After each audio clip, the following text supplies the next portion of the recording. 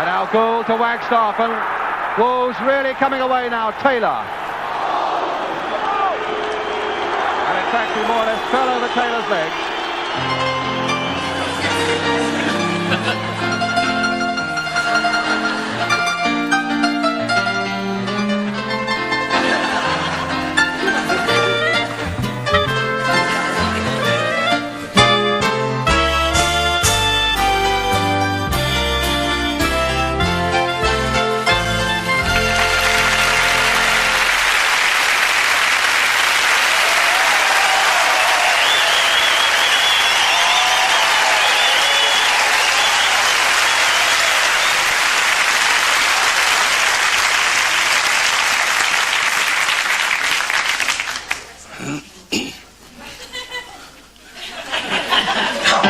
God save our gracious Queen.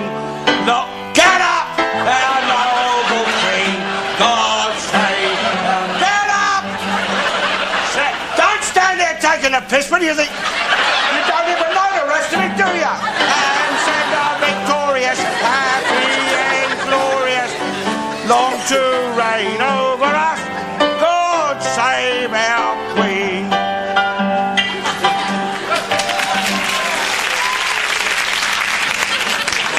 Bloody well ashamed of yourselves, a lot of you. Sit there during her song. You're right, if she emigrated, wouldn't it? You wouldn't dare do that for the other Elizabeth I. She'd have had your guts for garters, a lot of you.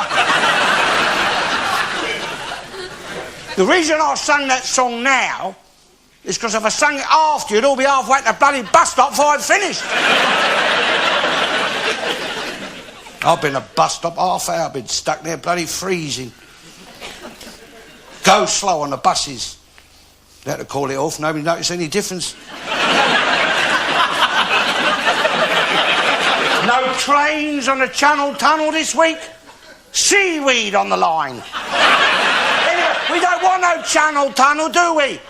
No! We should build a bloody great brick wall to keep the buggers out. Bloody French, the bloody froggies. They charged us rent for our trenches in the First World War, you know. I'm walking down Barking High Street. They dug a bloody great hole right in the middle of the street. There's 3 council workmen sitting down the hole, drinking tea and singing happy birthday. I walked over, I said, excuse me, whose birthday is it? He said, it's the old, it's 1 year old today. You laugh! That's the state of this bloody country. There's a woman there in Wapping. She rushed in the police station. Oh, she said, I've been half raped.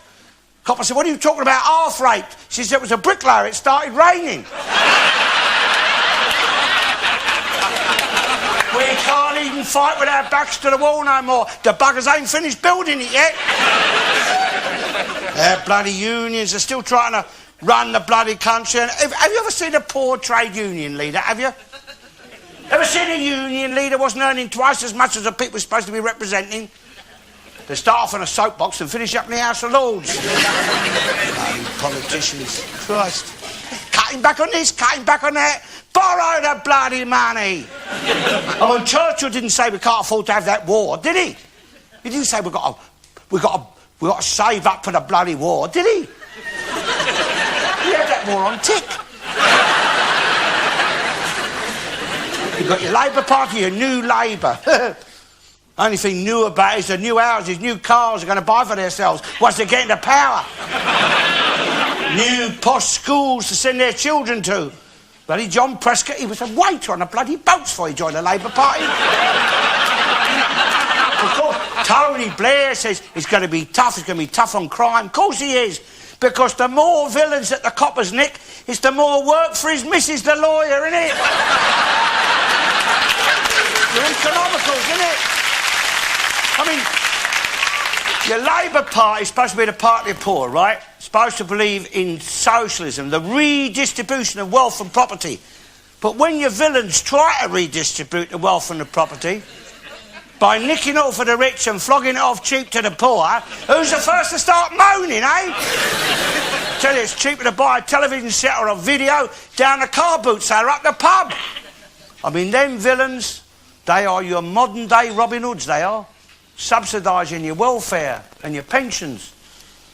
I don't mind admitting I have to buy my tobacco and drink up the car boot sale. If I didn't, there's some days that go by, I wouldn't even get a smoke or a drink. And you bloody Tories, hypocrites. They're going to be tough on crime and all, aren't they? Of course they are. Fill the prisons up with villains and then privatise the bloody prisons, 4 prisoners to a cell, £400 a week each. Well, blimey, I wouldn't mind having shares in that, eh? Let them have his shares in a bloody hotel, that'll be. I mean, your judges, they can't sentence them to 10 years in the Holiday Inn, but they can sentence them to 10 years in bloody prison, can't they? No, they don't want to abolish crime. Your judges, your police, your lawyers, they thrive on crime. It's their livelihood, isn't it? That means your doctors thrive on bloody diseases. Of course they bloody do. You're laughing. It's facts. Same as your bloody social workers. They thrive on misery in the home, don't they? Same as your Labour Party thrives on poverty. They don't want to abolish poverty. God blimey, abolish poverty. That's the end of the Labour Party, isn't it? Telling the poor what votes Labour. As soon as you make a few quid, you vote for the other lot, don't you? It's a well-known fact. Of course it is. Now, what I think would be a fairer way, instead of having elections every 5 years, what they ought to do is have half-time, like a football, all change ends. Let your rich have a go at being poor and living in the slum half of the country. See how they're like that? And let your poor have a go at living in the rich half of the country and all the big houses. That'd be a more fairer way, a more Christian way, wouldn't it? I mean, some of your politicians, they might be persuaded to improve the pensions and the welfare if they knew they was going to have to live on it themselves for a few years. Oh, blimey. Hey, here are, Mr. Politician. Here's your slum house. See how you like living in that? With 1 bar of electric for the next 3 winters. That would be too Christian, wouldn't it? Of course it would.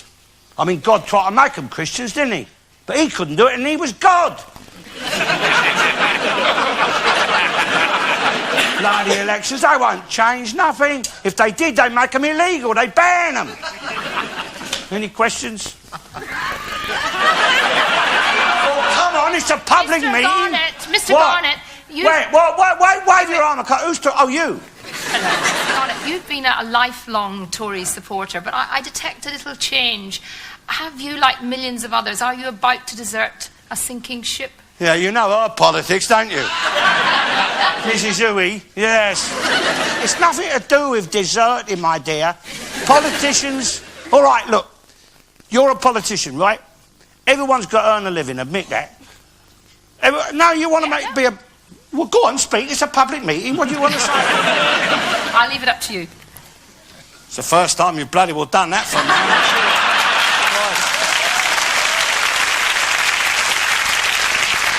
Look, politician, you want to make a career in politics? All right. But don't go around like bloody saints and make that they're doing it for our sakes. They balls the world up for our sakes. Listen, I've lived in a house of mine in the east of London all my life. Never mind laughing. Some of us have to take our bloody teeth out at night.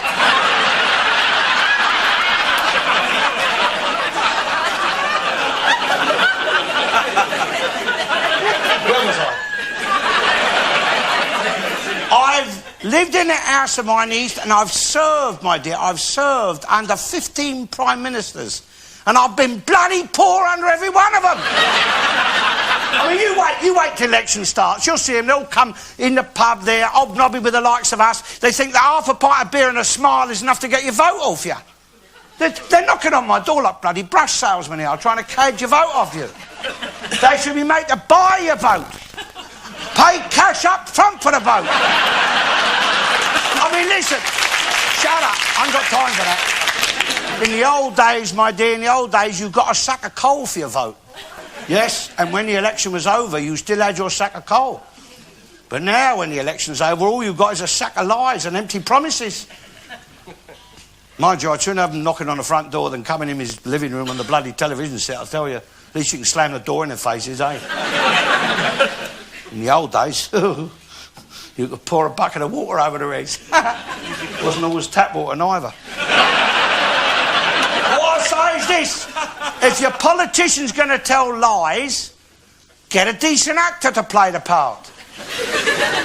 Let Michael Caine be Prime Minister. He'd come across a lot better telling lies he would, wouldn't he?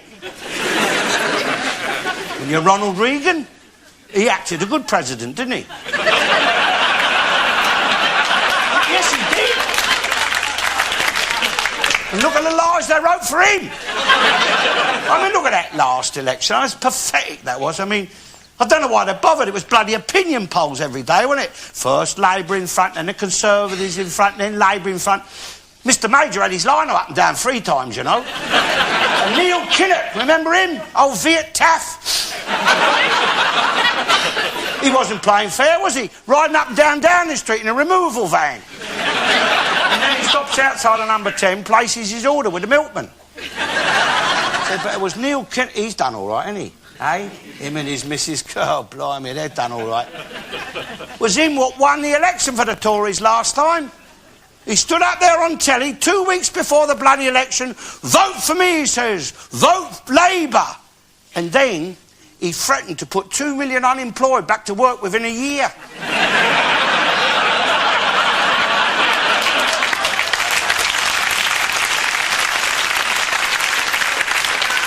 He frightened the life out of him, didn't he? Old Bert next door to me said, oh, I'm not fighting for him. Was he happy to stay with his life when I made old Bert redundant? Yeah, he's been signed on the Labour Exchange so long he goes to staff dances now. They've got a union now, the unemployed union. If the Labour Exchange get you a job, they'll fight the case.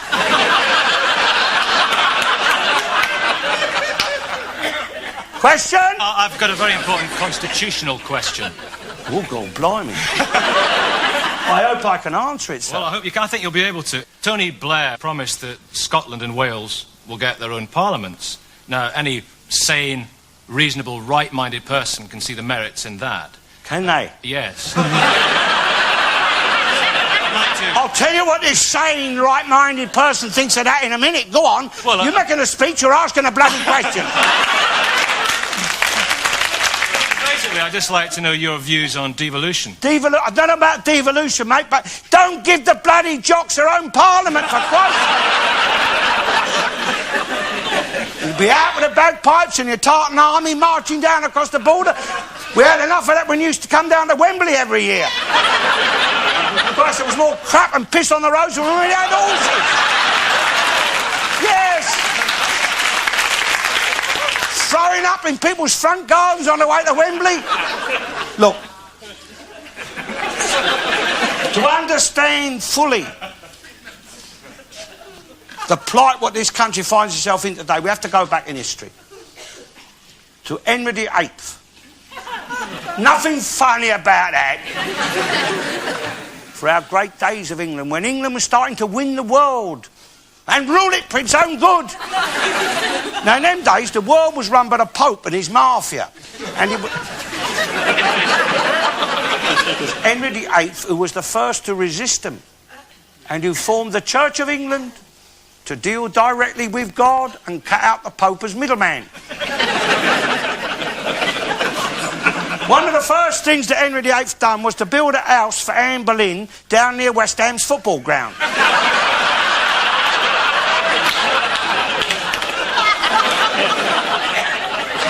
It's right next door almost, your Boleyn Castle. It's a pub now. It was Henry VIII who formed West Ham United. It bloody was. So he'd have somewhere to go for Saturday afternoon, take his mind off things. And that is why your West Ham United play in King Henry VIII's colours. Until this very day, they are, look, claret and blue. Claret, what was his favourite drink, and the blue for the royal blood. They never learnt you that in school, did they? No. As a matter of fact, it was down at West Ham that King Henry met Anne Boleyn. She was a local girl. She'd come from Canning Town. But she was true to him and started to muck about with someone else, so he cut a bleeding head off, didn't he? No, he was hurt to say to her one day down at West Ham. He said, I'm warning you, Michael. I'll give you a fair warning, Anne Boleyn. If I catch you at it with anyone else, I'll give the lad your head to kick off with. I'll put it on the centre spot next home game. And he did. And that is where we get the custom of flipping the coin. Heads kick off first.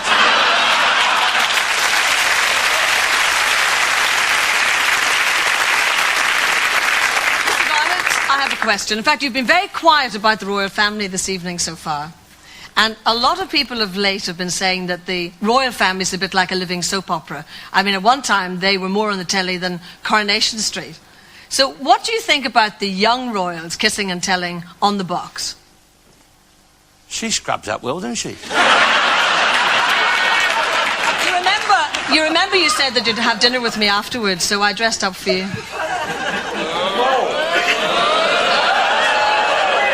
See, you've forgotten already. You've got a very short memory. No, but do you like jellied eels down at Tubby Isaac? Well, you might be able to convince me. God blimey, talk about mutton dressed up as... No, I didn't mean that. They say it takes one to know one. All right, Paddy. Devolution. I asked you about devolution. Yes, but I mean, she started and he started. Don't blame me. I'm trying to answer your question, well, if you could, I'd appreciate it. I have to give you the historical background first, don't I? The old Henry VIII, he knew how to deal with rebellious subjects, all right. He brought the Scots to their knees. Solwyn Bay near Hampden Park, didn't he? Hey. And he gave the mix a taste of cold English steel too, so they give no more trouble during his reign. Oh, blimey. He'd have given devolution, all right. See, the trouble with your Scots... and your Welsh... and you're Irish, is they want to be like us. The English have their own country, own parliament. Truth is, they ain't big enough. I mean, all your Scotland and your Wales is really like parts of your rural England, isn't it? Somewhere to go to for holidays. I mean, let them be counties, certainly, like your Devon, your Cornwall, you know. Give them a Lord Mayor. Same with Ireland. Shouldn't be an Irish Republic. It should be your county borough of Ireland. They say no. They say don't want that. Want our own country, own parliament, own rule. What they want is a bloody good thumping like we give them in the old days.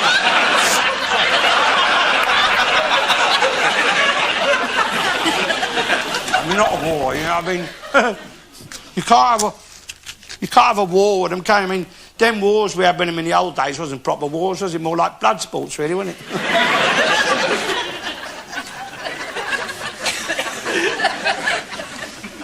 Mr. Garnett, I hope you won't mind my saying this, but... What's that?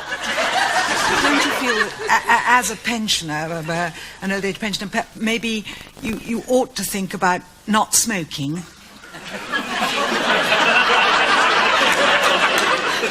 Didn't I stay in your boarding house once in Clacton? You know the face. Don't talk bloody daft. I had enough of that on a bus coming up here. Some silly cow starts waving her bloody arms about. Oh, she says, I'm inhaling your smoke, I'm inhaling your smoke. I said, you're bloody lucky I don't charge you for it, missus. Oh, she says, smoking is dangerous. I said, I've tried them new cigarettes with a 3-inch filter. You don't get lung cancer, you get a rupture trying to get a suck on it. Do you realise, my dear, that the money what is derived from your tobacco tax is enough to pay for the National Health Service? Yes, and a squadron of F-111s. And a new boat for Her Majesty the Queen. It's patriotic to smoke.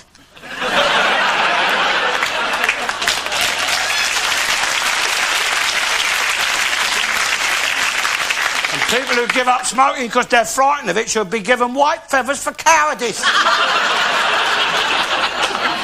I am smoking for England and the Queen.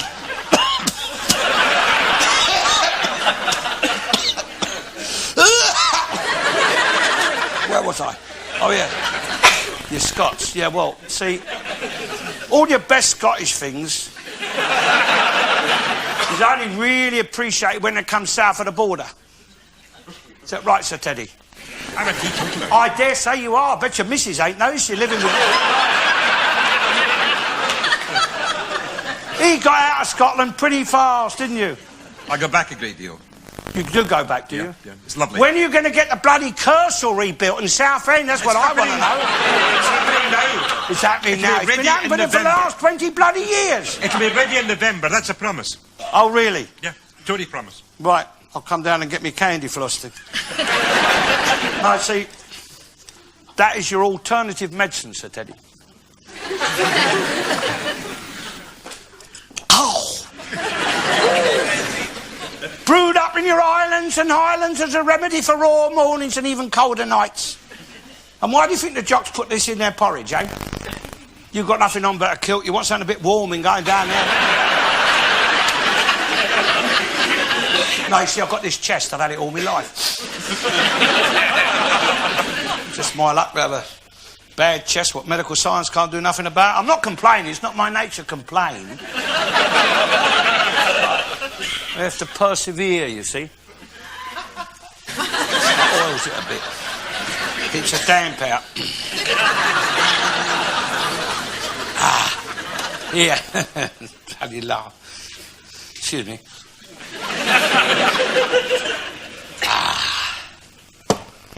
Now, Vicar, in our church, he said, what's going on about the evils of the demon drink? He gave his sermon on it last Sunday. He had a glass of water in one hand, a glass of whiskey in the other, and he had a worm, an ordinary garden worm, and he put it in the water, poured it out, and it was still wiggling. So then he put it in the glass of whiskey, poured it out, and it was dead. And he says to us, he says, now, he says, do you see the moral of my sermon? I yelled out, yeah, you drink whiskey, mate, you'll never get worms.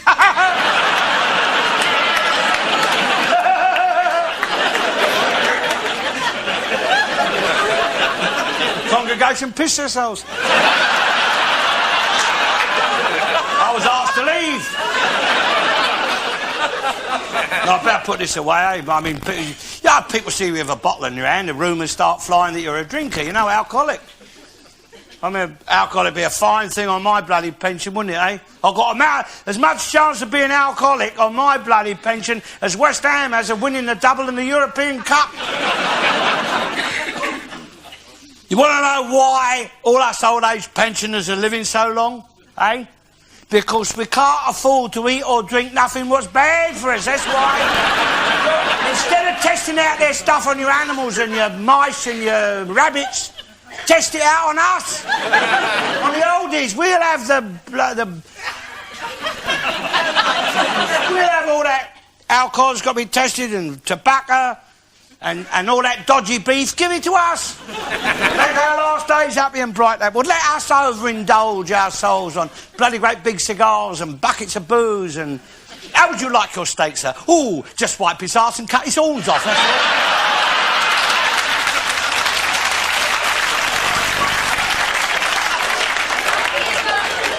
Aren't you worried about mad cow's disease, Alf?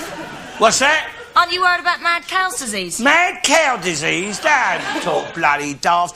I have been eating beef, my dear, man and boy, all my bloody life, haven't I? I've never been ill once. But 4 or 5 bottles of that French or German wine, I was in hospital for a bloody week. Listen, I'm old age pensioner, right? And I'm proud of it.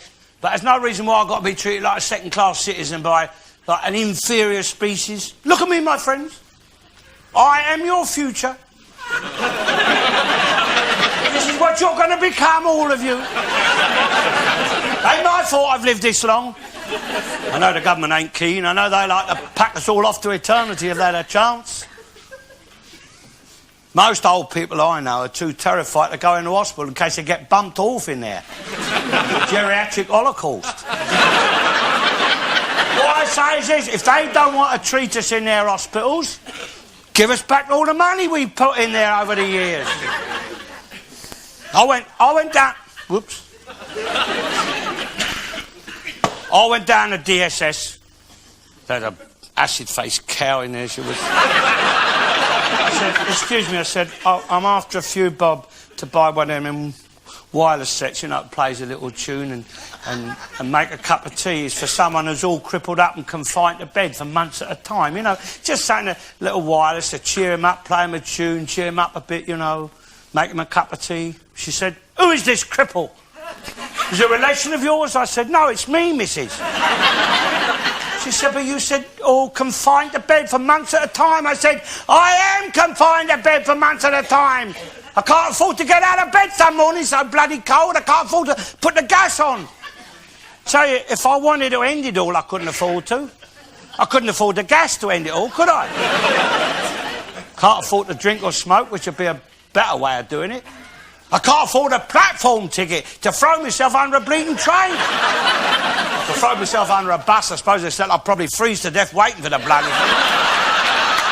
Or else I'll get so badly injured I'll finish up in a wheelchair with no one to push the bloody thing. All right, love. Does nobody love you at all? Oh, hello. Hello. It's not a question of love, my dear, is it? I mean, what good is love if you're cold and hungry, eh?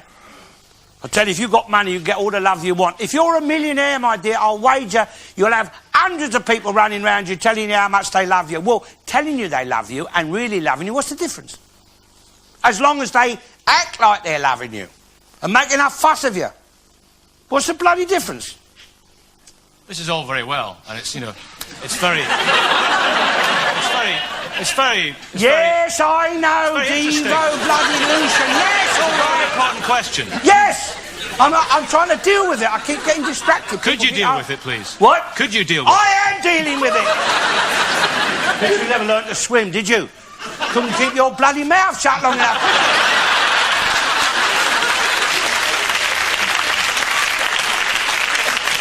Where was I? Oh, yeah. All right, I've dealt with the jocks. Oh, yeah, the toughies. Any Welsh in here tonight? Yeah. Oh, yes. There's a familiar face, isn't it? You're a tough, of course you are. Yes, whereabouts you come from in there? West Ham. Not a lot of Welshmen live down there. Born and bred within the sound of Bow Bells, boy. Where? So you're not a bloody taffy? You are? Yeah. Well, where do you come from in Wales? Samar Pwllgwyngyll. Thank you very much. Think of the person in front of you. Oh, Christ. Do you have to do it yourself, all that? Amazing, isn't it? She does it for me, Alf. Does she? Great. Want to do it for you? It's wicked to mock the afflicted, you know. Do you do hers for her, then? Oh, there I'm talking about. Sometimes, Alf, sometimes. Yeah. Who does yours? Is there any other Welsh in here tonight? You come back tomorrow, I'll think of a funny answer for that. No, you see, I met this taffy the other night, bloody laugh. I met him in the pub. Bloody ignorant swine. He couldn't hardly speak a word of English, you know. He told me that in Wales they had their own language there. I said, that's not a language, Taff. I said, it's more like a dialect. No, he said, we've got words for things in Wales. We've got words for food and words for drink. I said, blimey, I said, your native in your jungle's got that. He's got sounds for things. Ain't a language. I mean, a dog barks ain't a language, is it? I mean, yucky da's not a bleeding language, is it? I mean, your jocks and your mix, you've got your garlic, haven't you, right? Well, that's all right for talking amongst themselves. They want to talk to other people, got to learn English. Some of this is beyond their grasp, and most of them. I mean, we even had to teach the taffies how to dig coal, you know. It's true. See, all your average taffy is like a two-legged pit pony, isn't it? And your pit pony's better, really, because it can drag out more coal and it's cheaper to run. See, one way you can always tell a taffy is to talk like a Pakistani. Also, you look at him half-time, you'll see they've got all these little holes all over their faces. Now, some people reckon that's them trying to eat with a knife and fork.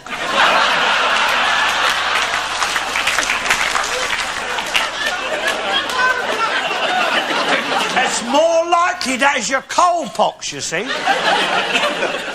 Your coal pox. They was taking all this coal dust home in their faces, and the mines was losing thousands. Until they installed the pithead showers and made them wash it off when they went home. Because I think it's a pity, really, that there's no coal mines out in Ireland, because, I mean, your Mick, he's good with a shovel, isn't he? You give a Mick a shovel and a big hole, and he'll go and dig until he comes up the other end, won't he? Hello, little surprise for me in here.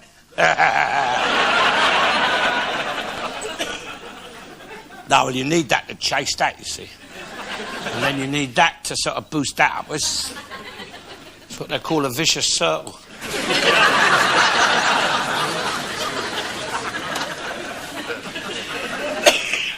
Oh, it's good. Oh, it's nice to have a little drink, innit, eh? I mean, I feel sorry for people who don't drink. They wake up in the morning, that's the best they're going to feel all day, innit, eh? Is that right, Sir Teddy? Yeah. See, the thing about your drink is it oils the wheels. It helps you to live with people. Helped me live with her, silly old moo, God rest her soul, you know. No, I wouldn't say nothing against her. She's a very good woman in a way, but I could have done better. Well, we all could. If you had your time over again, you'd know more what you like, what you want of a woman. Same with food. I mean, you go in a cafe and you order up what you think you fancy, and then you look and your mate's in there, he's got something better on his plate, hasn't he? Because you have a few of these, it all tastes all right, doesn't it? Same with sex, isn't it, you know? Have a few and anything will do, won't it? But you can live to regret it. 12 months ago, with decent chances, prospects of success in life, to foolish love of ballroom dancing, trouble came. I met my wife. Such a noble, buxom creature she in my eyes then appeared. Thought she was no fairer feature, like to salmon I was speared. She told me her age was 5 and 20, cash in a bank, of course she plenty. I like a lamb, believed it all. I was an MUG, at Trinity Church I met me do. La la la la la la la la. Now we live in a top back room. To me eyes in debt and renty, that's what she done for me. In bridal gown with frills and flounces, upon my word she did look fine. Quite 16 stone and some odd ounces weight, then this dear wife of mine. People whispered she has money, or what lies some folks will tell. She was simply 16 stony, what a swindle, what a sell. She told me her age was 5 and 20, cash in a bank, of course she plenty. I like a lamb, believed it all. I was an MUG, at Trinity Church I met me do. La la la la la la la. Now we live in a top back room. La la la la la la la. Up to me eyes in debt with renty, that's what she done for me. Ho! When she confessed, I scarce believed her, though at last the truth she told. She hadn't got a blooming stiver, she was 36 years old. I can only grin and bear it, poor indeed is my estate. She, poor cow, is forced to share it, down will come her mortal weight.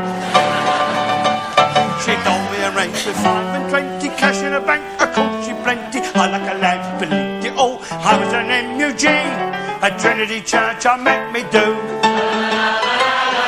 Now we live in a top back room. Up to me eyes in debt with renty, that's what she done for me. Ho! Hey!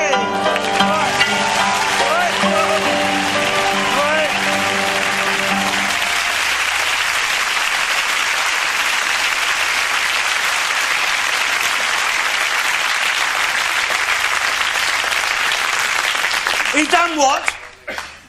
I knew that producer was an arsehole the minute I met him. He put the bloody advertisement on when I was singing there. They bunged him, ain't they? Anyway, where was I? Oh, yeah, Trinity Church. There's only the one true religion, right? His religion, God's religion. So all the rest of them's lying, right? But which one is his? That's a problem for us mortals, isn't it? I mean, you go to church all your life, say your prayers in it, buy tickets for its raffles, go to its dances. and then you die, you get up there to heaven, and you find the one round the corner was the right one all the time. Well, I mean, if your religion ain't going to help you get into heaven, you might as well have extra couple of hours in bed of a Sunday morning, eh? Bloody Christian church, I don't know, they got more branches than Marks and Spencer's. You don't really believe all these fairy stories about God and the Bible and Jesus, do you? You blasphemous swine! Sit there with the bloody lights reflecting off your bald nut! Be ashamed of yourself! I only hope he can hear you! I only hope he strikes you down where you're sitting! You read your Bible, my friend. It's all there, the creation, your Genesis. It's marvellous. Read it. He made the world in 1 week, all of it. England, America, Russia, China. Reckon he got to Australia about Saturday afternoon when he ran out of water. But he must have been hard at it all week, not like some of the rubbish sat in the bog smoking all day. In the same week he made Adam, didn't he? And he took a rib from Adam and he made Eve so she could clean and wash up and look after Adam.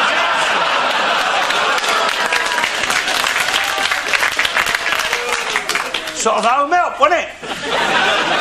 And he called her Woo Man. Because she come from out of the man. Woo Man. Only trouble was he put a mouth on her and bloody ruined it all, didn't he? What is it? What is it that God has done to women that makes them almost unbearable to bloody live with? No, God never got married, did he? No Mrs. God is there. The strange, there's no Fred God or Harry God. It's always Lord God, isn't it? No, it's marvellous. So you read that in that book. Harry, it says there, he made us in his own image. That don't mean God looks like me. What that means... No, God probably looks more like Charlton Heston. That's probably why he made Charlton Heston, so he could play God in films.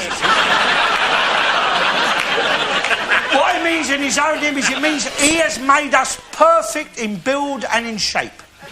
Now, look at that, look. Perfect. Look at that, look. A hand. Look, there's another one. A hand. And he's given us 4 fingers and a thumb on each hand. He even thought of that. Look, 2 hands. And he's put them on the end of your arms, hasn't he? Where they would be most handy. This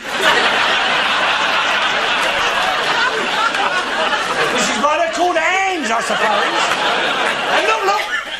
He gave us a nose and 2 ears to hang your spectacles on. He made us perfect, didn't he? Well, he could have got someone a bit more artistic to do the faces, couldn't he? I don't want to knock his works, but, you know. I suppose he thought, wow, where they're going to live, kind of work they're going to do. Any old fizzog will do, eh? They're not going to be bloody film stars, are they? Excuse me, they recently put... I'm getting a bit dazzled with them Diamantes. I'm glad about that. They recently put Dolly the cloned sheep on display and it sparked off a storm of controversy. I just wonder what you think about cloning. Cloning? Look, as far as I'm concerned, my dear, one sheep always looks like the other anyway, you know. That's what all the fuss is about. But I tell you one thing, it is indicative of your bloody doctors and your scientists mucking about with it. I mean, he has made us in his own image. He don't want doctors cutting bits off here and sticking them on there and... Well, yeah, it's all right, I can see. Homegrown, Christ almighty. She's got a good heart, hasn't she? You'd have to pump the blood round that bloody doctor.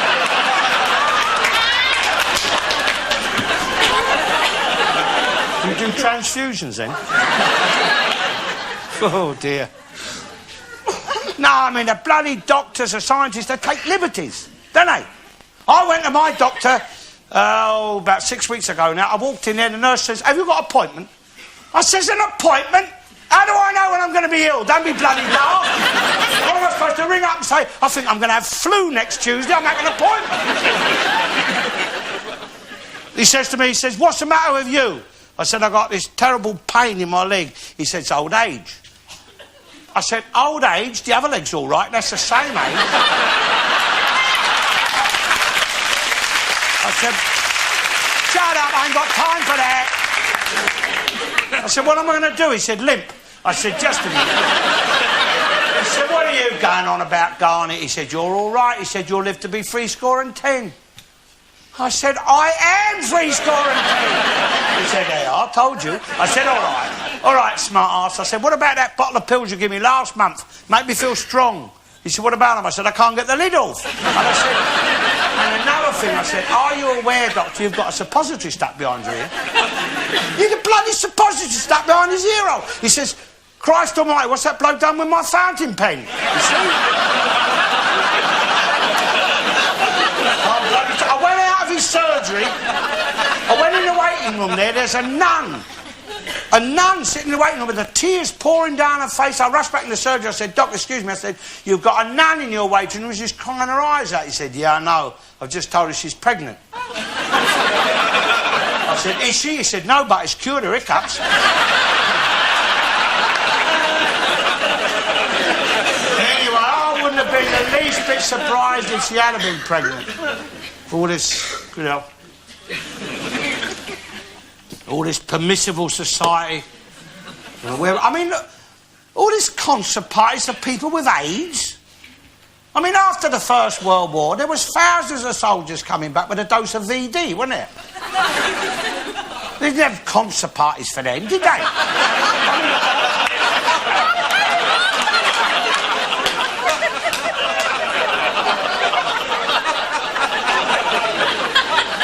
I'll tell you, VD killed more soldiers than German bullets did in the First World War. They never had no concert parties. It was, get off down to Lock Hospital, you dirty bugger. And when they got there, all they got was the umbrella treatment, wasn't it? Well, I won't go into details. Well, I will if you insist, eh? No, that little thing like umbrella, folded umbrella, and they poke it down inside your John Thomas, and then they'd open it up and they'd pull it out.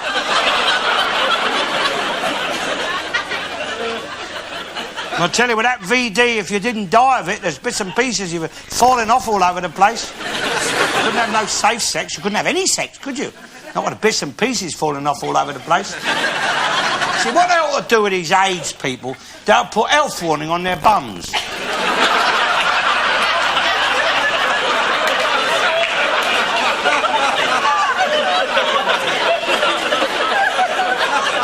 Like on a cigarette packet, you know? Health warning. This is exit, not entrance.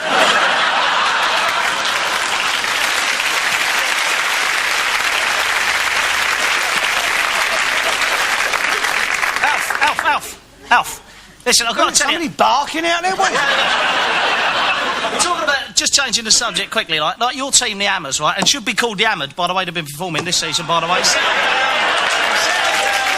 That's not funny. Listen, I live in Canning Town, it's all right, don't worry, settle down. Now, what would you... If you wanted to put West Ham back on the road, how would you get him on now? How would you make him good again? It's a bloody language problem. It's all them bloody foreigners down there. That's the problem. I mean, look at that. A few weeks ago, we beat the Spurs, right? Easy. Why? Because Harry Redknapp, he only put British players out there. They could understand each other. They could understand the ref. And more importantly, they could understand what I was yelling at them from the touchline. I mean... You think of the bloody state of the game now. I mean, it's ridiculous. Liverpool, Manchester, Newcastle, supposed to be so poor up there, aren't they? Eh? I mean, the old bleeding towns, they're all unemployed. How is it that they can afford 3 of the most expensive football teams in the country, eh? I mean, they're all in a bleeding dole, but they're playing twice a week up there. The ground's always packed to the rafters. How are they getting the money for it? I'll tell you, your Liverpool, your Manchester, Newcastle...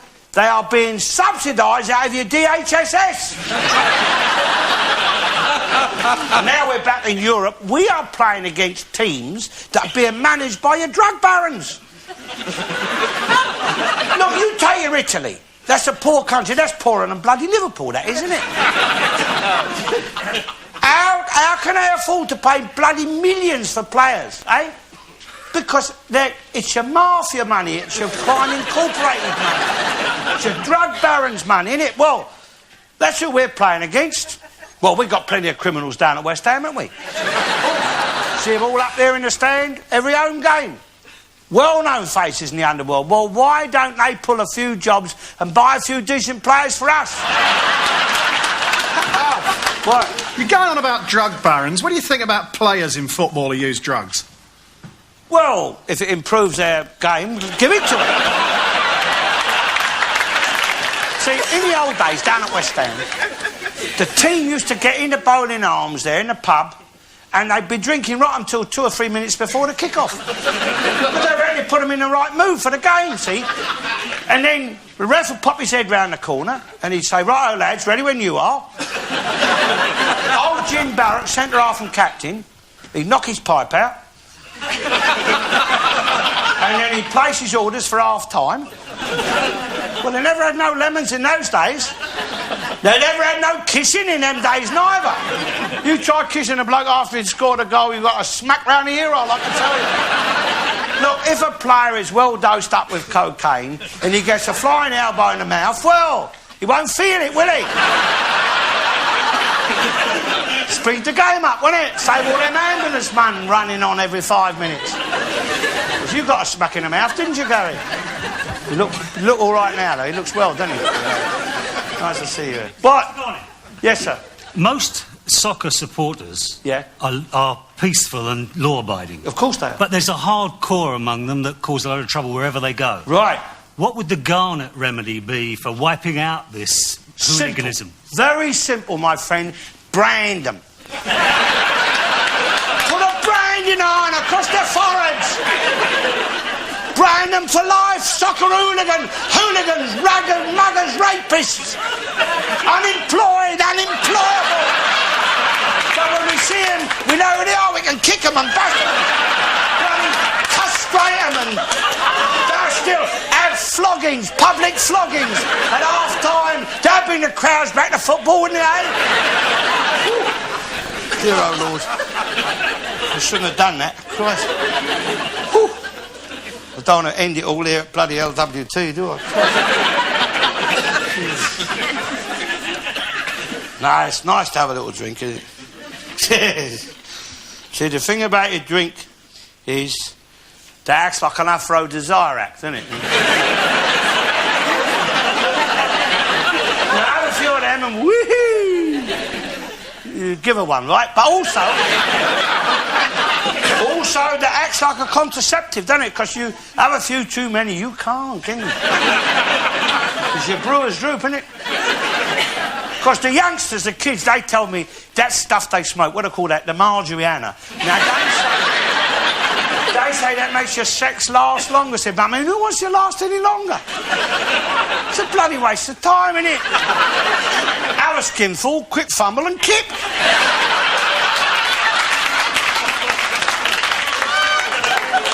Trouble is the women, they make demands on you, unnatural demands.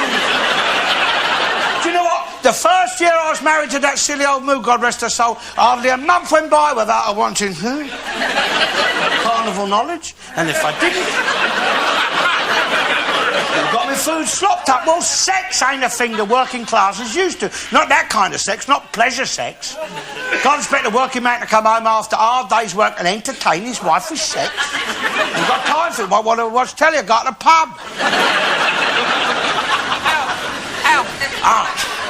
We've seen women world leaders. We've seen a woman running MI5, and some of the best barristers at the bar are women. So you've got to admit, Alf, that women are making a pretty good job of things. In fact, they probably make a better job of things.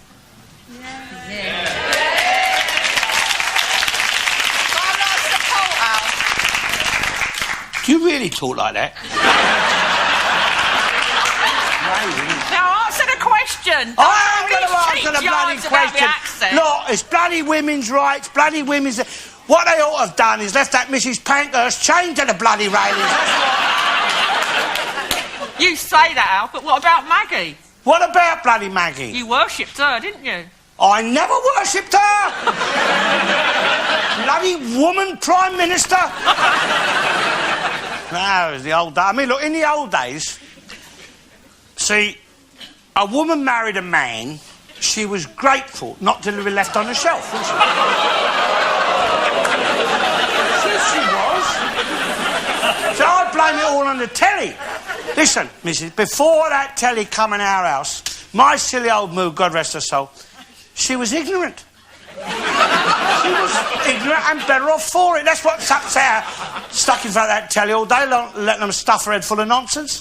Do you know what she said to me one day? She said, "Half this house is mine," she said. What do you mean, nodding your bloody... Half that? I said, "Well, let me tell you about your half of this house.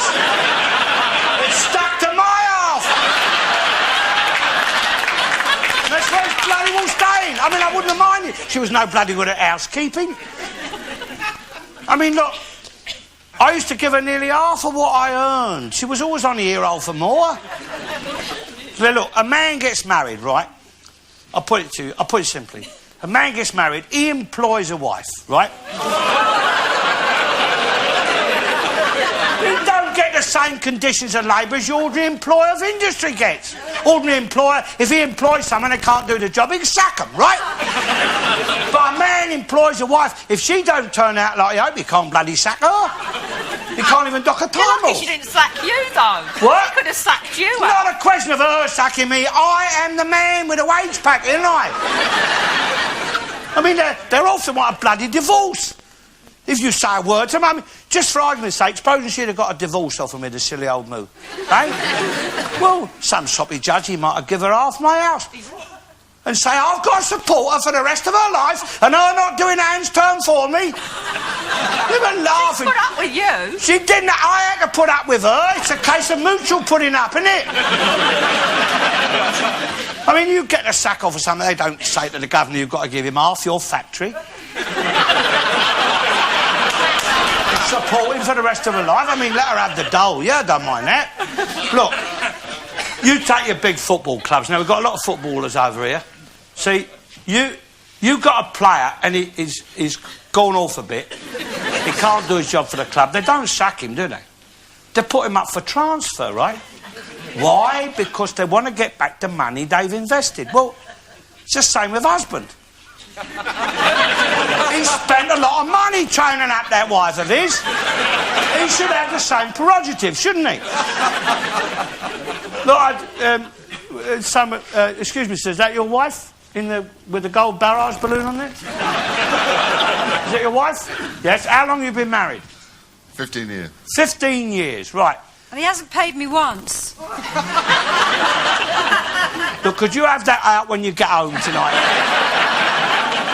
15 years. Well, I don't think that really applies to me. What about the bloke behind with a Father Christmas hair there? Is that your missus? Yes, that's right. How long you been married? 3 years.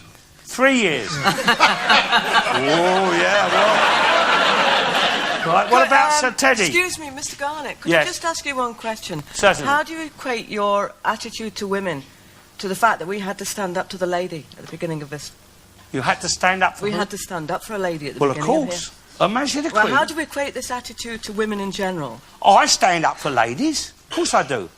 I stand up for women ladies. aren't I the open same. car doors for ladies. Right.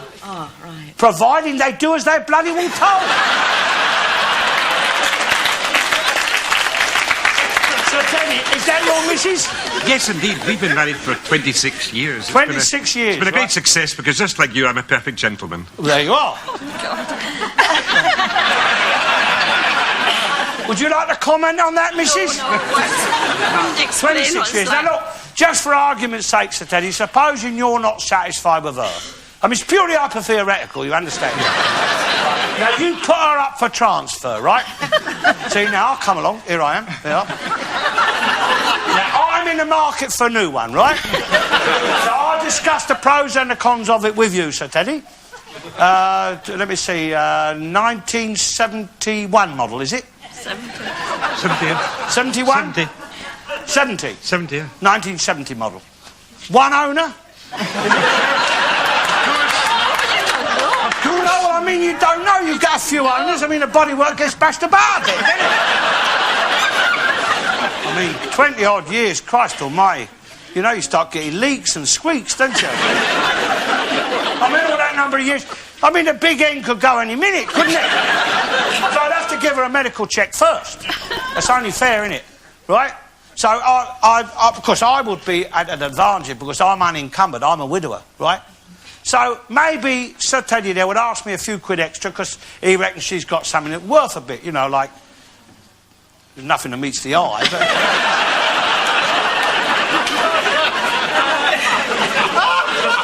Maybe she's got extensive wardrobe, has she? Remember this, a woman, Sir Teddy, a woman who is not owned 100% by a man is invariably unhappy and fretful. So, when you pick one out, fellas, be firm. Kind. There's no need to beat them or nothing, you know. You train them up right from the start and you find they are friendly little creatures, aren't they? Nice to have around the house. But remember, Sir Teddy, she may be weary. God, blimey, women don't half get weary. Wearing the same shabby dress. So once she's weary, buy her another shabby dress. No, I'm only joking. Listen, I'll tell you the truth, sir. I got a pal, a regular art-and-arter. She's my dear good old pal, and I wouldn't be without her. It's many years since first we met. Her hair was then as black as jet. It's whiter now, but she don't fret. Not my old pal. We've been together now for 40 years, and it don't seem a day too much. There ain't a lady living in the land as I'd swap for my dear old Dutch. There ain't a lady living in the land as I'd swap for my dear old.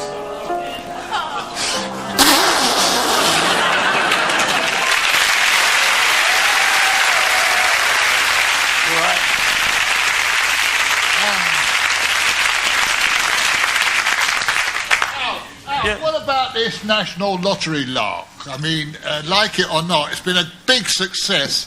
But what about all these grants? What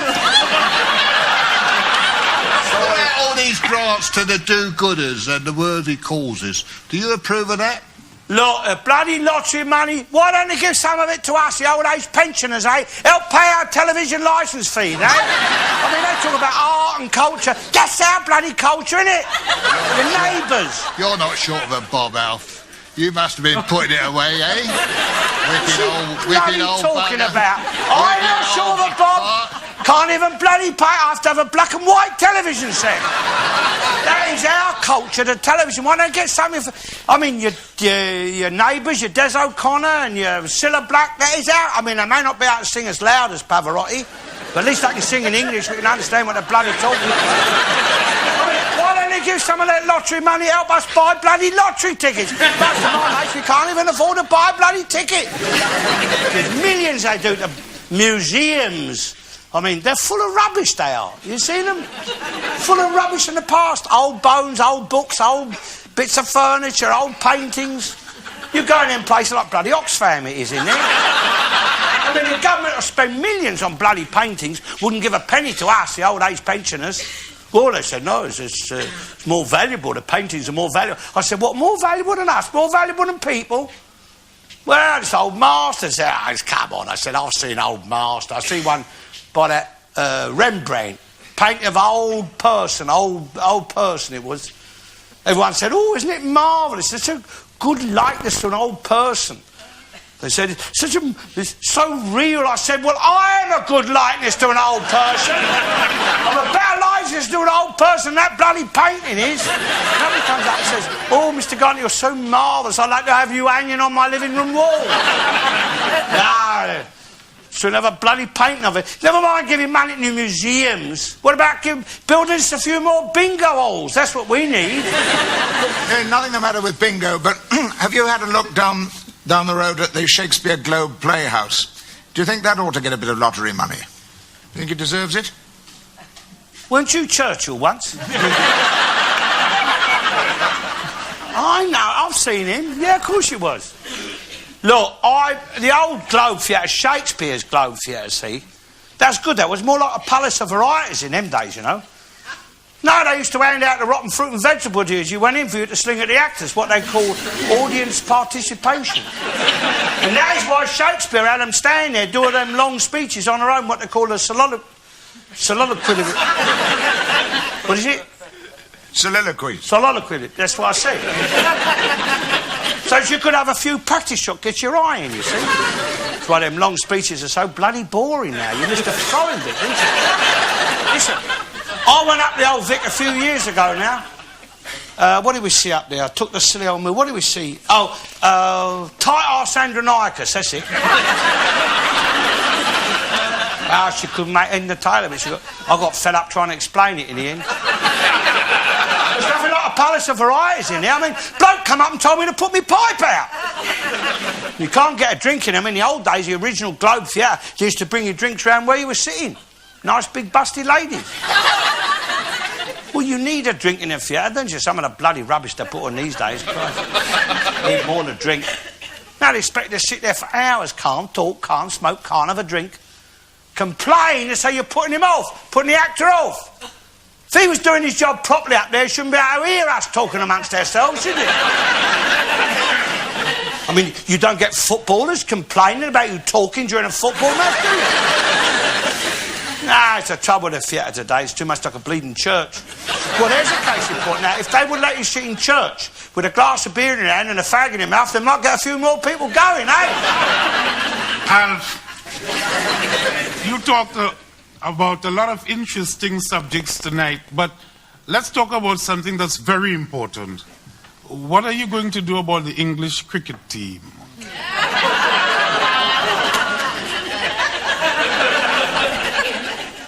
Look, the trouble with you... Pardon? I can't hear you. I am thinking about it.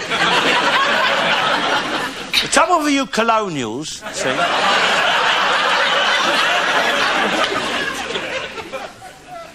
I mean, you've never learned to lose properly, have you? That's the trouble. You have a lot of experience about losing. Thank you! See, our players are gentlemen. The first thing a gentleman learns is how to lose properly, lose gracefully. Not all the time. Sometimes. These bloody lot, I mean, they sling balls at all your private parts, they do. Say a word against you, you're bloody racist, aren't you? Look what happened the other night. Mr. Marcus Dow, how... Dark as how? Dark as how? Dark as bloody pitch, it is. Look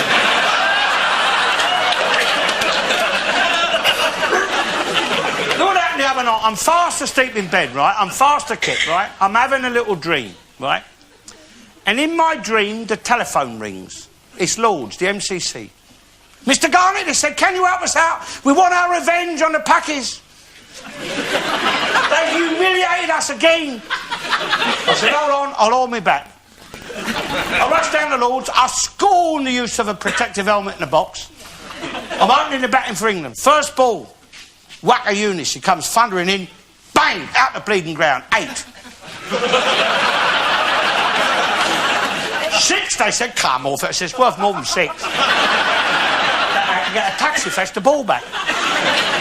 Come on, I said, let's have your fast bowlers. Come on. This is Alf Garnett here. Not fat guts, bloody baldy, both of them. Come on. Next ball, out the bleeding ground again. They're all going mad. They're gone.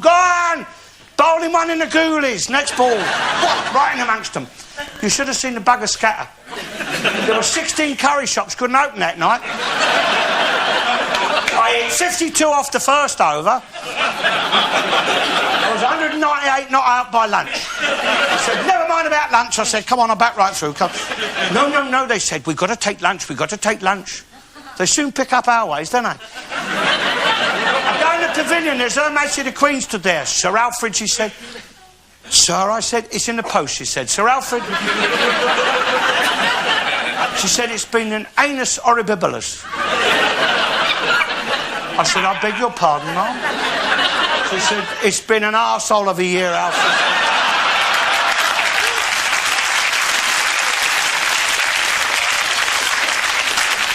Them bloody children of mine, I should have had them throttled to birth. He said, you're the only bright spark on the horizon. We want you to take over the captaincy of England.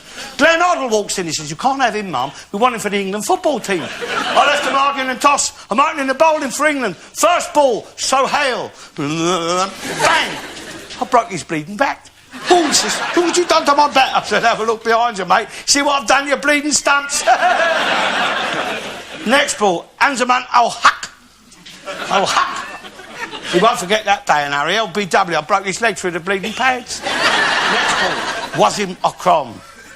Pakistani captain. He stood there. He see me coming tearing in. He's trembling like a leaf. He's turned white with terror. Well, whitish. All the girls are there, they're going mad. They're yelling, Alfie, Alfie, we want... And they're all there. Raquel Welch, Myrna Lloyd, Kylie Minogue. I'm just about to bowl my hat-trick, and the silly cow upstairs wakes me up with a cup of tea. Mr. Garnett. Yes. Yes, Sir Teddy. I belong to an organisation called the Conservative Party. I have heard of it. We're having serious problems these days in trying to work out a policy to unite us all on the issue of Europe. Right. Now, I know you take a great deal of interest in politics, and I wonder if there was any guidance you'd like to give to me and my colleagues. Well, the first thing I'd say is stay clear of the bloody referendum party. That sounds like a disaster to me. Look, as far as the European community and the single currency, Sir Teddy, single currency, I don't mind as long as they have the Queen's head on the banknotes. Because that says, I promise to pay the bearer, and we can trust her because she's got the money, hasn't she? I mean, now they brought in that bloody common market, I still call it that. Bloody, I mean, there's thousands of bloody foreigners all swarming over here without having no passports. We've got millions of high-ties and krauts and froggies and spagnolies and Brussels sprouts. All swarming out, they've taken our jobs off us. So we're going to have to go over to the continent of Europe looking for work, aren't we? Be bloody confusing if another war breaks out, wouldn't it? Well, you won't know what side you're on, will you? There'll be thousands of boats taking people backwards and forwards, so they can join up with their own armies before they can even start the bloody war. I said, Old Enoch Powell, he had the right idea, didn't he? People should stay in their own countries. The countries that was allocated to them. The countries we put them all in when we run the world. When we had our empire before the bloody Labour Party give it all away. Bloody Gandhi wouldn't eat his dinner to give him India. You know the latest dodge had of getting in all the illegal migrants. I tell you, last August bank holiday Monday in Southend, there was thousands of them coming ashore. All the illegal, all pretending they'd been in for a little swim. Well, you don't go in for a little swim with flippers on your feet, a turban in your head, and two bloody great suitcases in your hand, do you? It's all very well the government bringing out their race relations bills, but how would John Major like it if he had a family of... I beg your pardon. Ethnics living next door to him. How would he like it if Kenneth Clark's number 11 Downing Street sold number 11 to a family of ethnics? He'd change his bloody tune then, wouldn't he? Stinking the house out with their curry. Playing on their dustbin lids all night long. And limboing in under his front gate there. That's where Her Majesty the Queen has been so clever, you see. Her house is detached. You don't want him living next door to her. What do you want? Aren't you worried about getting breathalyzed on your way home? I don't drive anymore, my dear. I stopped driving years ago. I mean, Isn't that a bloody liberty, eh, that breath? You know who started that? Do you remember who that was, Sir Teddy? Barbara Castle. Who started the breathalyzer? It's Barbara Castle. Barbara bloody Castle, not That's Castle. very nice, yes. Lady Barbara Castle, that labouring pea cow. Oh, because she couldn't afford a motor car herself, and she didn't want no one else to have one, did she? She ruined the car trade. I mean, no one's going to buy a car and walk at the pub, are they? All right, they say, a drunk in charge of a car is a lethal weapon, and it can kill someone. Agreed. But what about a drunk in charge of the country then, eh? They can kill bloody millions. Breathalyse your parliament, breathalyse your House of Lords. They go down there, they make their laws, half of them are pissed out their heads, aren't they? We've seen it on the telly, all them bloody MPs. Like a bloody 4-hour bar in there some nights. I got breathalyzed 2 years ago now.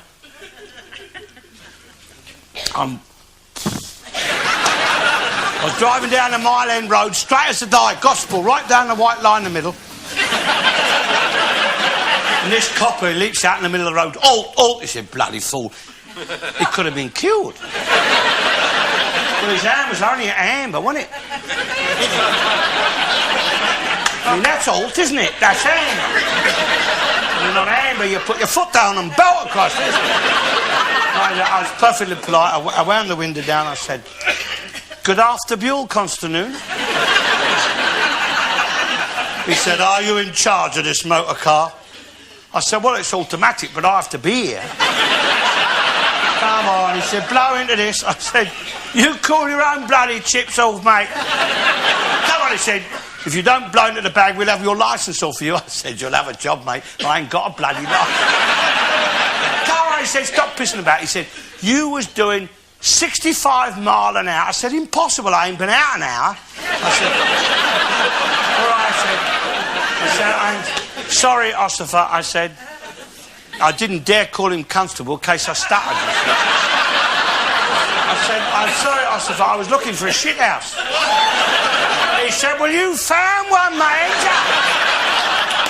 Right, and all is a right bastard he was. Have we got any coppers in here? And I'm only joking. No, you say a word against the coppers, all come out and strike, wouldn't it? I mean, if that happened in Britain, our crime rate would be halved, wouldn't it?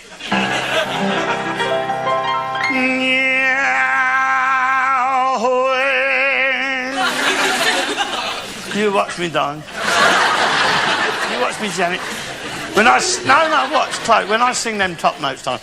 I see, when I sing them top notes, you can't put a bus ticket between the cheeks of my arse.